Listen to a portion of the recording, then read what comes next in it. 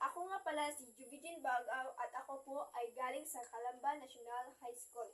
Ako po ay narito upang kayo'y aking interviewin. Kung maaari po ba?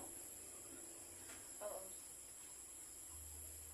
Unang katanungan, paano po kayo nagsimula sa pagtitinda ng sudan o lutong ulam?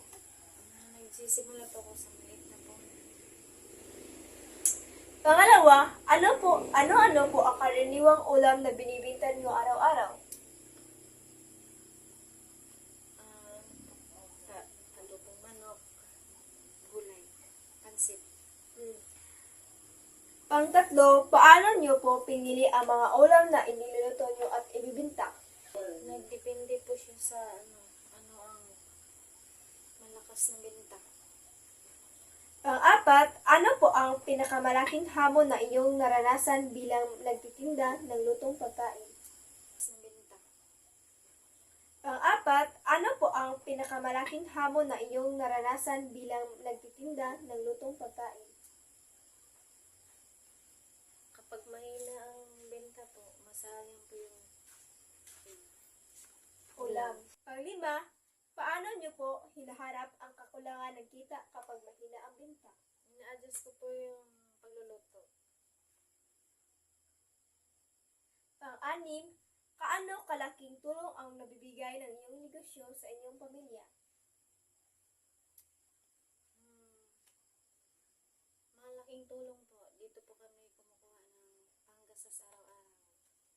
Pang-to, ano po ang karaniwang oras ng pagbubukas at pagsasara ng iyong tindahan?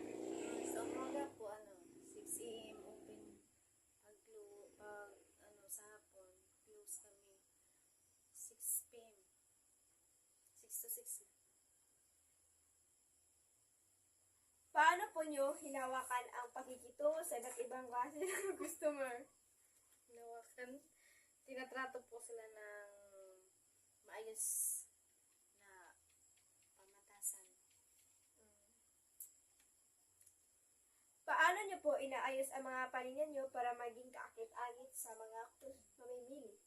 Ayos ko po yung display table o pagkain tinatakpan ko para pagtingin ng mga customer, okay siya.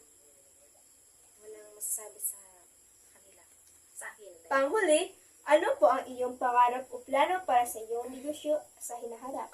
Simple lang po. Gusto ko pong magdagdagan yung puhunan ko. Medyo malaki-laki yung